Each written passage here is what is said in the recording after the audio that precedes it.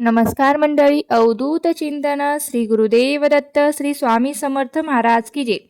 सध्या अधिक महिना सुरू असून 15 जूनला हा अधिक महिना संपणार आहे. तर अधिक महिन्याचे अगदी काही दिवस शिल्लक राहिलेले आहेत. अधिक महिना हा 3 वर्षातून एकदा येत असतो. हा अधिक मास श्रीहरी विष्णूंना आणि माता लक्ष्मींना समर्पित असतो आणि हा महिना अधिक शुभ आणि पवित्र असा महिना मानला जातो.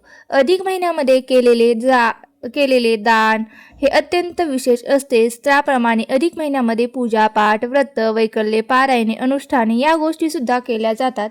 अधिक महिन्यामध्ये दानधर्म करायला महत्त्व आहे आणि त्यापैकी दीपदानाला तर विशेष असं महत्त्व आहे. सर्व दानांपैकी सर्वात श्रेष्ठ दान हे दीपदान मानले जाते. अधिक महिन्यामध्ये 33 दिव्याचे दीपदान करण्याला विशेष असे महत्त्व आहे. 33 संख्येला एवढे महत्त्व का आहे तर हिंदू धर्मशास्त्रानुसार 33 कोटी देवतांची प्रतीक म्हणून 33 दिवे हे अधिक महिन्यामध्ये लावले जातात, म्हणजे दीपदान केले जाते. हे दीपदान केल्यामुळे विष्णूची आणि माता लक्ष्मीची कृपा ही प्राप्त होत असते. आपल्या घरातील नकारात्मक शक्ती निघून जात असते. घरामध्ये सुख, शांती, समृद्धीमध्ये वाढ होत असते. त्याचप्रमाणे 33 दिव्याचे दीपदान केल्याने माता लक्ष्मीची सुद्धा आपल्याला कृपा प्राप्त होत असते. आपल्या घरामध्ये बरकत येत असते. आर्थिक अडचणी कमी होण्यास मदत होत असते. तसेच आपल्याला पुण्याची प्राप्ती होते. कुटुंबातील मतभेद हे नष्ट होतात आणि कुटुंबातील नातेसंबंध हे घट होतात. आणि 33 दिव्याचे दान जे आहे ते कशा प्रकारे करायचे आहे, जर अजूनही 33 दिव्याचे दान केलेले नसेल तर अधिक महिना संपण्या अगोदर आपल्याला हे 33 दिव्याचे दीपदान करायचं आहे. यामध्ये दिवे आपल्याला कोणते घ्यायचे आहे, दिव्यामध्ये तेलाचा की तुपाचा वापर करायचा आहे तर याची संपूर्ण माहिती आपण या व्हिडिओमध्ये पाहणार आहोत. व्हिडिओला सुरुवात करण्याआधी तुम्ही जर चॅनलवरती नवीन असाल तर किंवा माझा व्हिडिओ तुम्ही पहिल्यांदाच पाहत असाल तर चॅनलला सबस्क्राईब करा, म्हणजे पुढील माहितीपूर्ण व्हिडिओ तुम्हाला पाहायला येतील. आणि सर्वात श्रेष्ठ मानले जाणारे दीपदान हे आपण कोणत्या दिवशी करू शकतो? आपण कोणत्याही दिवशी हे दीपदान करू शकतो. ज्या दिवशी आपल्याला दीपदान करायचं आहे त्या दिवशी आपल्याला सकाळी लवकर उठायचं आहे. त्यानंतर आपल्याला स्नान करायचं आहे, स्वच्छ असे कपडे घालायचे आहेत आणि माता लक्ष्मी आणि श्रीहरी विष्णूंची विधिवत पूजा करायची आहे. त्यानंतर आपल्याला दीपदान करायचे आहे. आता आपण हे दीपदान सकाळी करू शकतो किंवा संध्याकाळी सुद्धा करू शकतो. संध्याकाळी 3 सांजेच्या वेळेला सुद्धा दीपदान करणं हे अत्यंत शुभ आणि पवित्र मानलं जातं. आपल्याला जर संध्याकाळच्या वेळेला दीपदान करायला जमत नसेल तर सकाळी तुम्ही हे दीपदान केलं तरीही चालेल. दीपदानासाठी कुठलीही वेळ ही शुभ आहे. आपल्याला आता यासाठी आपल्याला 33 दिवे घ्यायचे आहेत. हे 33 दिवे जे आहेत आपण ते धातूचे घेऊ शकतो किंवा मातीचेही घेऊ शकतो किंवा कणकेचे सुद्धा आपण दिवे हे बनवू शकतो. यामध्ये आपण फुलवातीचा वापर सुद्धा करू शकतो आणि जे रेडीमेड तुपाचे दिवे आपल्याला मिळतात तर ते सुद्धा आपण घेऊ शकतो. आणि प्रत्येक कणकेच्या दिव्यामध्ये दिवे हे ठेवून प्रज्वलित करून सुद्धा ते दीपदान करू शकतो. आपल्याला जर हे शक्य असेल तर ते आपण घ्यायचे आहेत.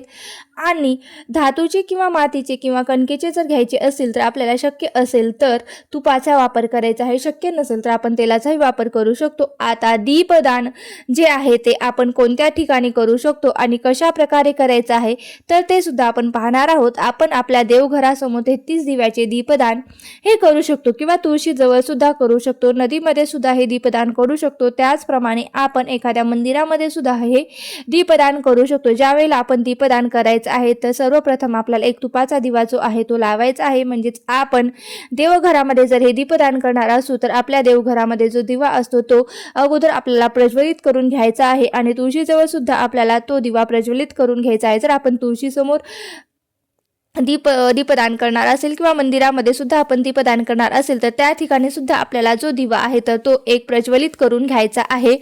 आता त्यानंतर मंदिरामध्ये जी ज्योत आहे तर तिची आपल्याला पूजा करायची आहे. त्यानंतर आपण जर देवघरासमोर हे दीपदान करणार असून तर आपल्या देवघरामध्ये श्रीहरी विष्णू आणि माता लक्ष्मी आहे तर त्यांची आपल्याला पूजा करायची आहे. म्हणजेच आपल्याला त्यांना गंध, पुष्प, हार अर्पण करायचा आहे.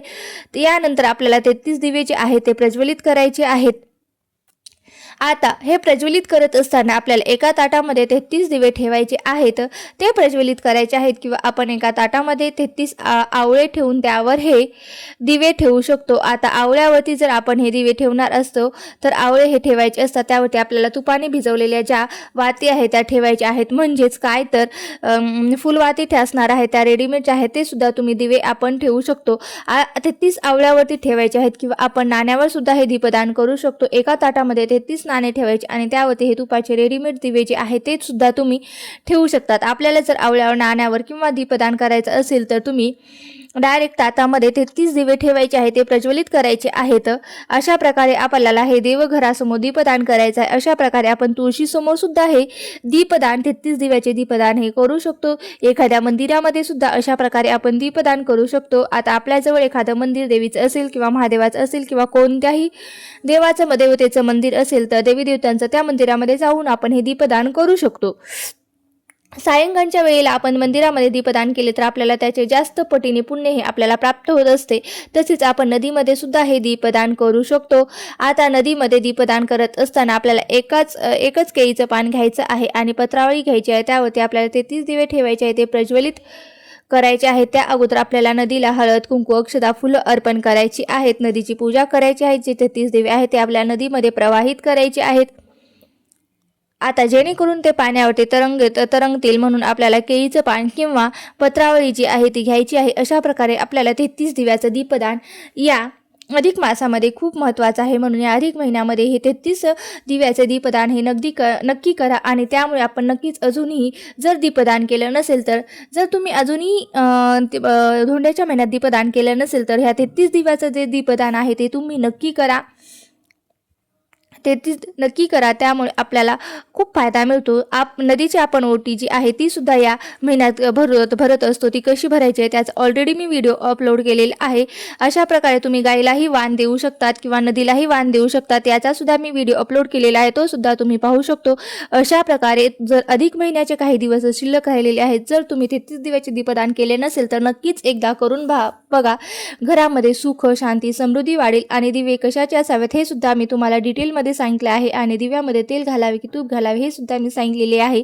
परत हा महिना फक्त 3 वर्षांनीच येतो, त्यामुळे नक्की या महिन्याचा लाभ करून घ्या. आणि व्हिडिओ कसा वाटला नक्की मला कमेंट बॉक्समध्ये सांगा. व्हिडिओ जर आवडला असेल किंवा माहिती जर आवडली असेल तर नक्की मला कमेंट बॉक्समध्ये सांगा.